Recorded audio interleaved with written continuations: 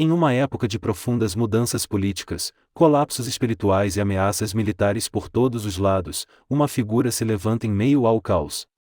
Não era um rei. Não era um general. Não era um homem com armas, exércitos ou alianças. Era um profeta. Um mensageiro. Um porta-voz do Deus Altíssimo. Seu nome, Isaías. Seu nascimento e ministério aconteceram em Jerusalém, a capital do Reino do Sul, em Judá, durante o século VIII a.C.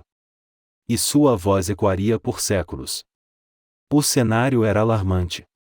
O povo de Deus estava dividido entre dois reinos, Israel ao norte, com Samaria como capital, e Judá ao sul, com Jerusalém como coração político e espiritual.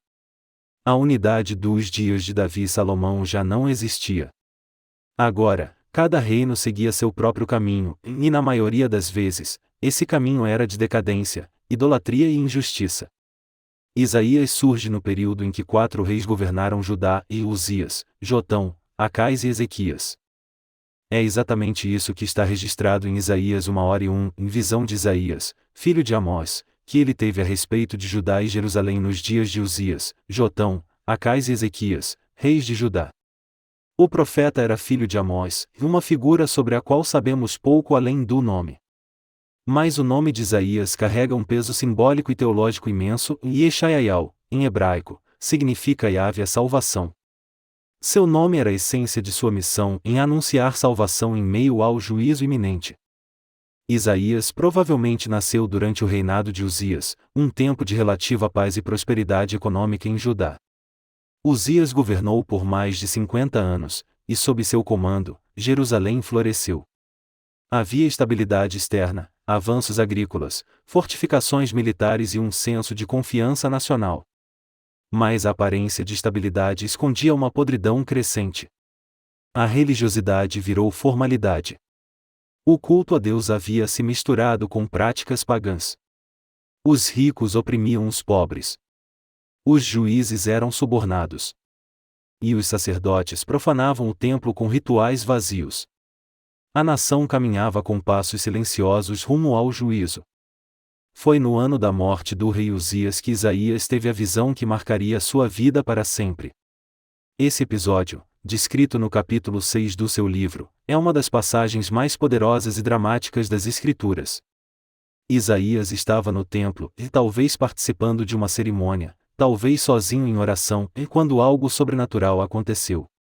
Ele viu o Senhor. Não um homem. Não uma figura humana. Mas o próprio Deus, assentado em um trono alto e exaltado.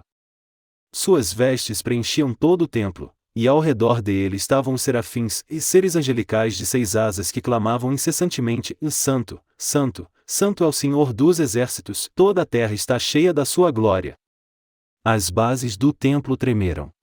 O lugar se encheu de fumaça. Isaías, diante daquela cena gloriosa, não gritou aleluia. Não dançou. Não sorriu. Ele tremeu. Ele se desesperou. Ele disse: ai de mim! Estou perdido.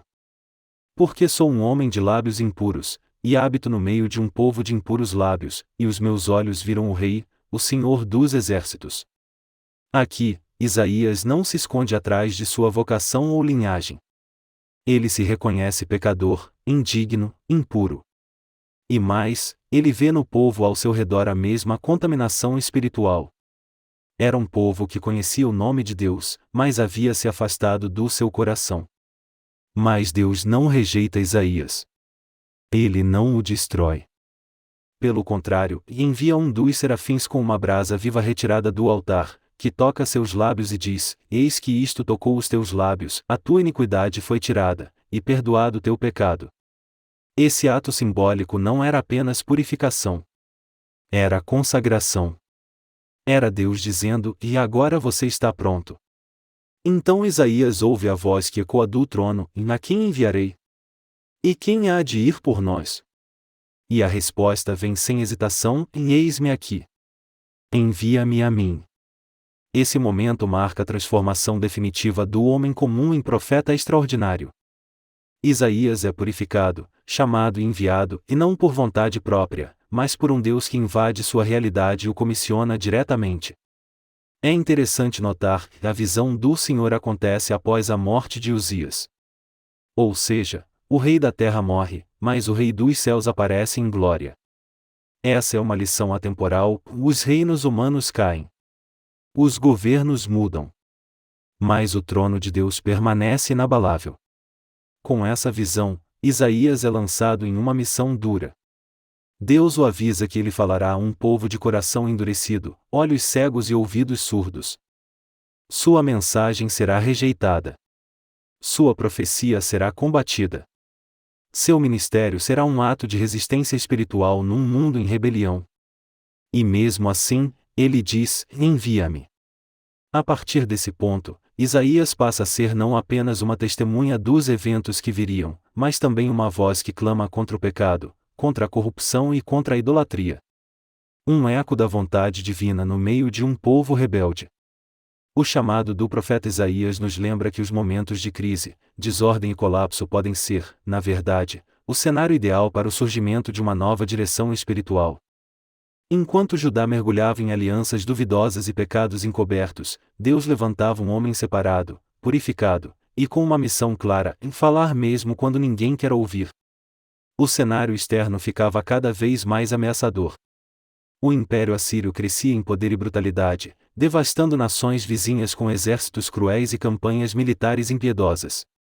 Israel, o reino do norte, já se tornava instável. E Judá logo estaria no caminho da destruição, se não houvesse arrependimento. E Isaías sabia disso. Ele viu isso. E ele carregou esse fardo. Seu livro, que mais tarde se tornaria um dos pilares proféticos da Bíblia, começa com uma denúncia clara e dolorosa: e ouvi, ó céus, e dá ouvidos, ó terra, porque o Senhor tem falado: criei filhos, e os engrandeci, mas eles se rebelaram contra mim. Isaías 1:2. Essa não é apenas uma acusação. É o lamento de um pai traído. Um Deus que deu tudo ao seu povo, mas foi esquecido em troca de ídolos feitos por mãos humanas. Isaías está pronto para enfrentar reis, multidões, ameaças e a rejeição, porque ele viu a glória de Deus. E uma vez que você vê a glória, você não se contenta com mais nada.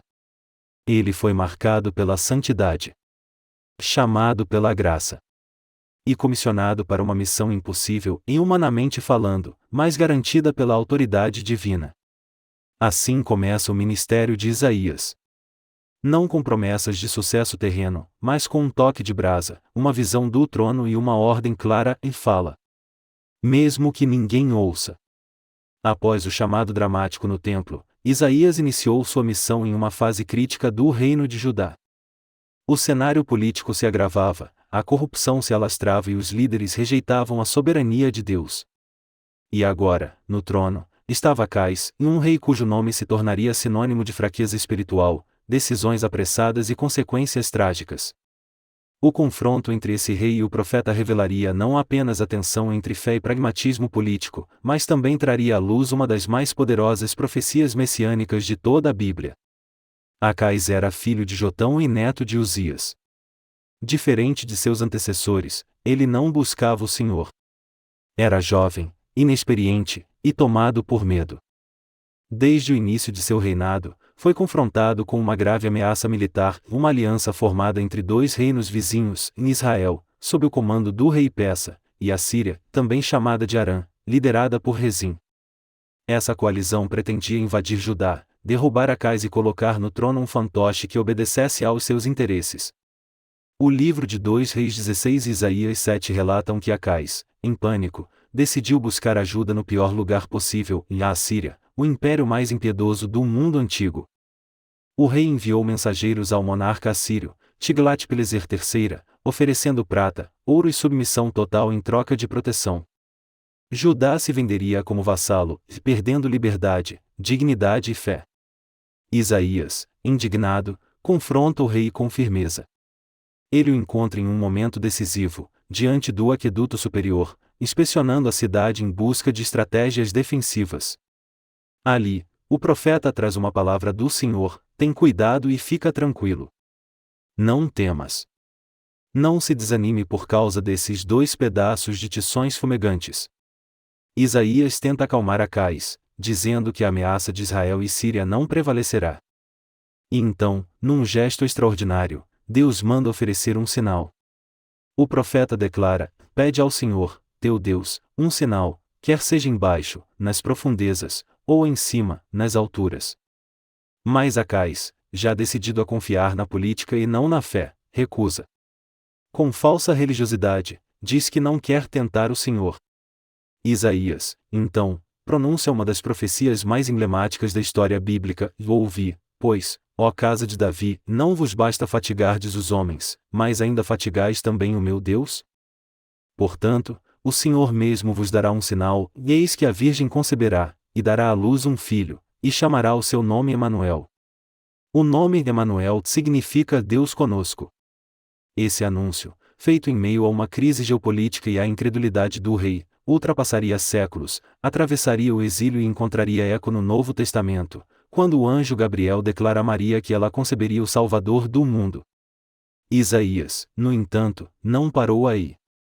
Em sua missão de denunciar os pecados de Judá, ele escreveu os 5 primeiros capítulos de seu livro como uma acusação profética. Ali, o profeta descreve o povo como uma nação enferma, ferida da cabeça aos pés, espiritualmente apodrecida. Ele denuncia juízes corruptos, comerciantes desonestos, líderes hipócritas e uma elite religiosa que honra a Deus com os lábios, mas cujo coração está distante. Ai da nação pecadora, do povo carregado de iniquidade, da semente de malignos, dos filhos corruptores. Isaías 1h04. Ao mesmo tempo, Isaías apresenta a alternativa: arrependimento. Mesmo em meio à podridão, Deus oferece restauração e vinde, então, e arrazoemos, diz o Senhor, e ainda que os vossos pecados sejam como a escarlata, eles se tornarão brancos como a neve. Isaías 1h18. Essa é a tensão central da mensagem de Isaías: e juízo e misericórdia. Condenação e esperança. O profeta não se cala diante do pecado, mas também não fecha as portas da graça. Nos capítulos seguintes, Isaías continua descrevendo a corrupção moral de Judá, alertando que o castigo virá e mas também profetizando dias de glória futura. Surge então outro anúncio impressionante: o povo que andava em trevas viu uma grande luz, sobre os que habitavam na terra da sombra da morte, resplandeceu a luz. Isaías 9h02. E, em seguida, uma das maiores promessas da história bíblica: porque um menino nos nasceu, um filho se nos deu, o governo está sobre os seus ombros, e o seu nome será e maravilhoso Conselheiro, Deus forte, Pai da eternidade, Príncipe da paz. Isaías 9h06. Esse menino não era apenas um rei terreno. Era uma profecia direta sobre o Messias, aquele que traria redenção não só para Judá, mas para toda a humanidade. Isaías viu o que ninguém conseguia enxergar. Enquanto o povo temia exércitos, ele via um rei eterno. Enquanto reis firmavam tratados com impérios, Isaías firmava alianças com a promessa de Deus. Ele também anuncia o surgimento de um rebento do tronco de Jessé, pai de Davi, e um descendente que julgaria com justiça e traria paz verdadeira. E do tronco de Jessé sairá um rebento, e das suas raízes um renovo frutificará. E repousará sobre ele o Espírito do Senhor. Isaías 11:1-2. Esse renovo, essa figura messiânica, traria reconciliação entre homem e Deus, e até entre natureza e humanidade. O lobo habitaria com o cordeiro, e a terra se encheria do conhecimento do Senhor como as águas cobrem o mar. Mas enquanto Isaías pregava o futuro glorioso, o presente se tornava cada vez mais sombrio. Acais ignorava as advertências. Continuava a confiar nos ídolos estrangeiros, nos tratados políticos e nos cultos pagãos. E o resultado não tardou: Judá tornou-se vassala da Assíria, perdeu a autonomia, e os altares a falsos deuses se multiplicaram em Jerusalém. Para ilustrar o resultado dessa apostasia, Isaías recebe de Deus uma ordem dramática: ele deveria andar nu e descalço por 3 anos, como sinal do que aconteceria com o Egito e a Etiópia, e nações que também buscavam alianças humanas em vez da proteção divina. Isso está registrado em Isaías capítulo 20. Assim como meu servo Isaías andou nu e descalço 3 anos por sinal e prodígio sobre o Egito e sobre a Etiópia, assim o rei da Síria levará em cativeiro os prisioneiros do Egito e os exilados da Etiópia, nus e descalços. Isaías 23, 4 era uma pregação viva. Um sermão encarnado. Isaías se tornava a própria mensagem. Seu corpo denunciava o destino daqueles que rejeitam a Deus. Ainda assim, a dureza do povo persistia. Mesmo diante de profecias tão claras, sinais tão visíveis e advertências tão diretas, Judá mantinha os ouvidos fechados. E Isaías, fiel ao seu chamado, seguia profetizando, e não porque o povo queria ouvir, mas porque Deus queria falar. Os capítulos 1 a 12 de Isaías formam um arco completo de denúncia, advertência, promessa e glória futura. Isaías não só denunciava o presente, ele vislumbrava o futuro com clareza sobrenatural. E mesmo em um tempo de escuridão, ele ousava anunciar que a luz viria. Uma luz que não se apagaria mais. Com a morte de Acais, o trono de Judá passou para seu filho, Ezequias, e um jovem rei que logo se tornaria um dos mais notáveis da história do povo de Deus.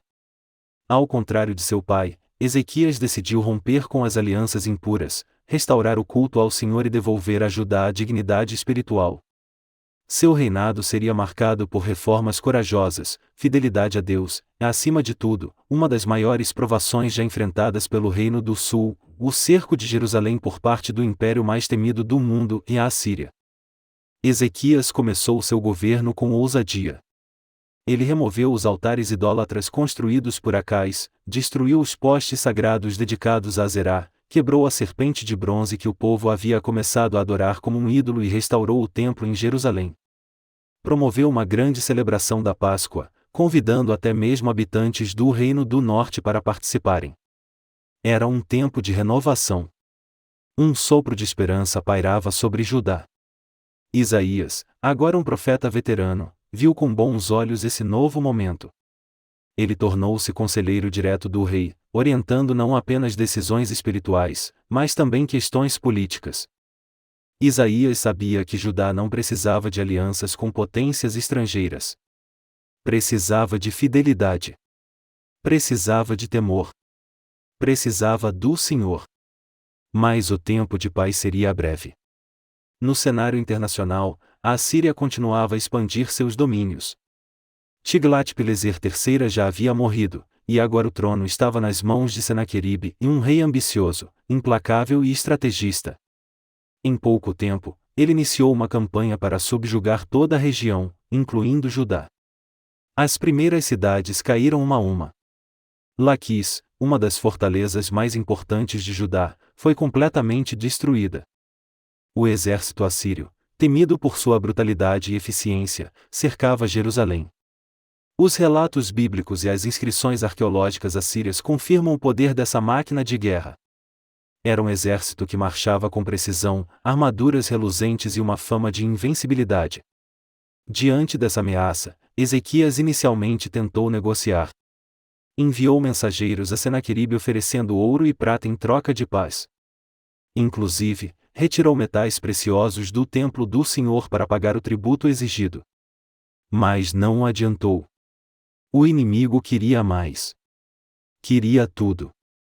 Senaqueribe enviou seu comandante, o Rabsaqué, até os muros de Jerusalém com um ultimato.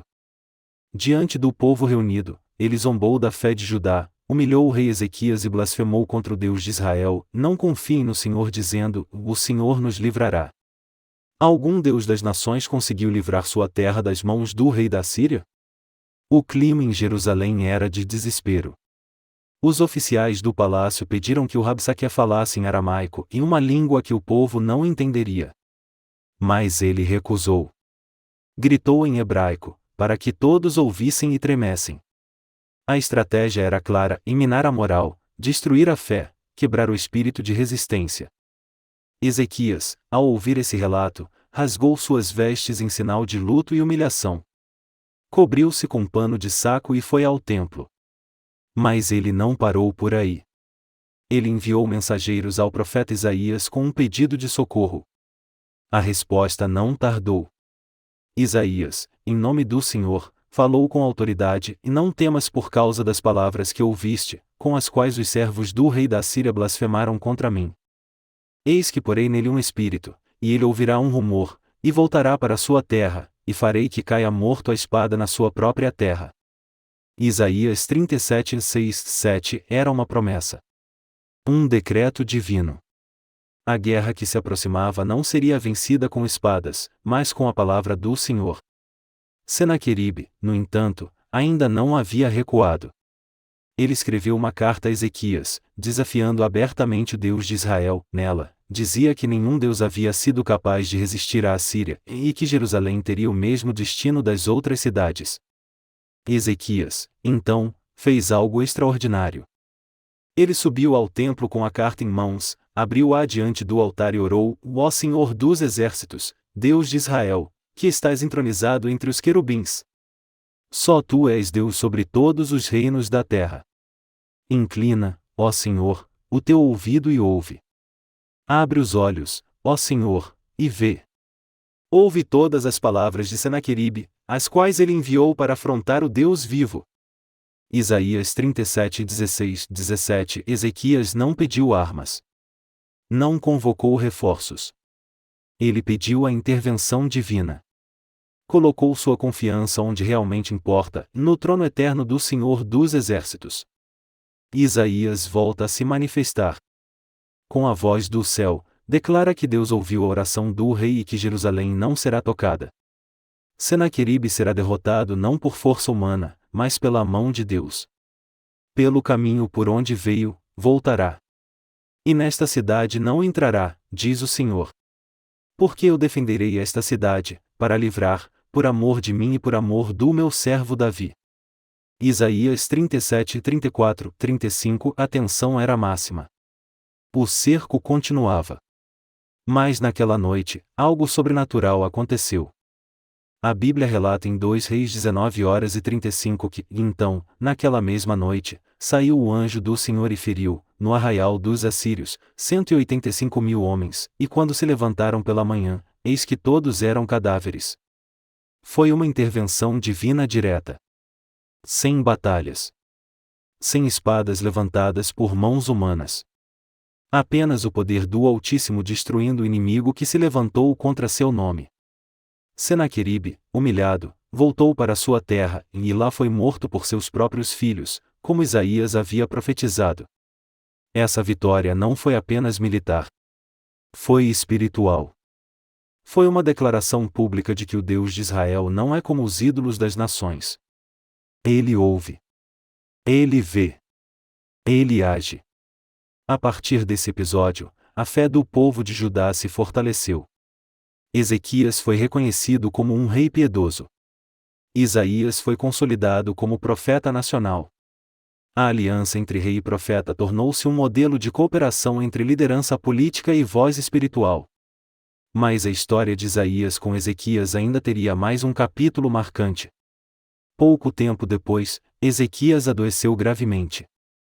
Isaías foi até ele com uma mensagem que poucos gostariam de ouvir: Assim diz o Senhor, põe em ordem a tua casa, porque morrerás e não viverás. Ezequias, abalado, virou o rosto para a parede e orou. Chorou. Suplicou pela vida. E Deus ouviu. Isaías, ainda no pátio do palácio, recebeu outra palavra: Volta e diz a Ezequias: Ouvi a tua oração e vi as tuas lágrimas, eis que acrescentarei aos teus dias 15 anos. Como sinal, Isaías declarou que a sombra do relógio de sol retrocederia 10 graus. E assim aconteceu. Era o céu confirmando a intervenção do Eterno. Esse episódio revela uma verdade profunda: Isaías não era apenas o profeta do juízo. Era também o profeta da compaixão. Da resposta às orações sinceras. Da cura. Do milagre. Durante todo o reinado de Ezequias, Isaías permaneceu como conselheiro fiel.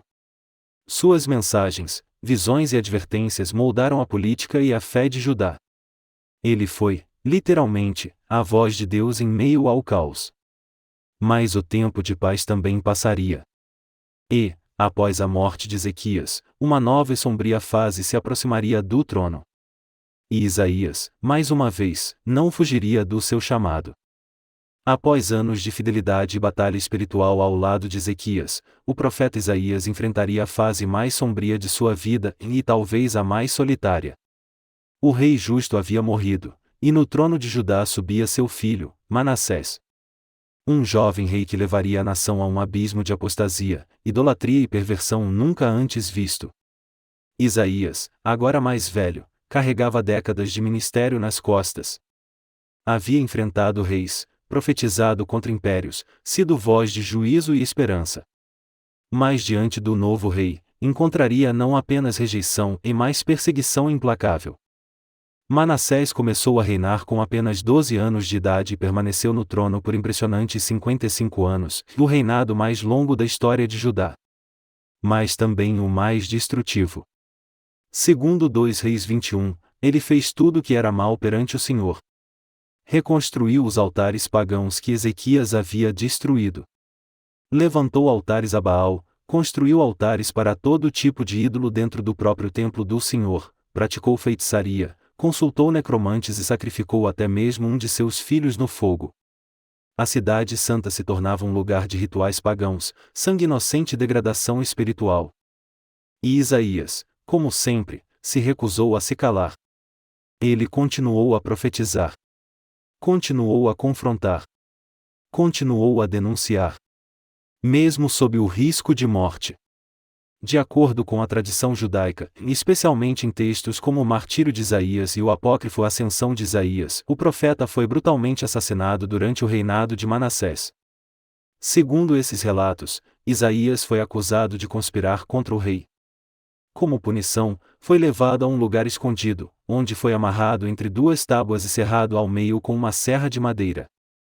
Um dos martírios mais dolorosos e lentos conhecidos na antiguidade. E tudo isso, por ser fiel à voz de Deus. É verdade que esse relato não aparece diretamente na Bíblia canônica, mas é ecoado na tradição judaica, em escritos cristãos antigos e possivelmente aludido em Hebreus 11:37, onde se lê que alguns dos profetas foram apedrejados, cerrados ao meio, mortos ao fio da espada. Isaías morreu como viveu, firme, fiel e comprometido até o fim. Sua morte, embora brutal, não apagou sua voz. Pelo contrário, tornou-a ainda mais forte. O sangue do profeta selou as páginas de suas mensagens, que hoje ainda ecoam com poder. E que mensagens são essas? O livro de Isaías, com 66 capítulos, é uma das maiores obras proféticas já registradas. É, ao mesmo tempo, poesia, história, denúncia, consolo, promessa e visão escatológica. Ele começa com julgamento, mas termina com redenção. Começa com um povo rebelde, mas termina com um novo céu e uma nova terra. Isaías fala sobre tudo e tem justiça social, condenando a opressão aos pobres e órfãos. E tem santidade, exaltando o caráter puro e glorioso de Deus. E tem arrependimento, como única via para a restauração. E tem, sobretudo, o Messias, o servo sofredor, o Redentor, o Rei da Glória. Nos capítulos 40 a 55, Isaías muda seu tom. É como se ele enxergasse além do exílio, além da destruição de Jerusalém, além da Babilônia. Ele fala como alguém que já vê a restauração antes mesmo do povo cair.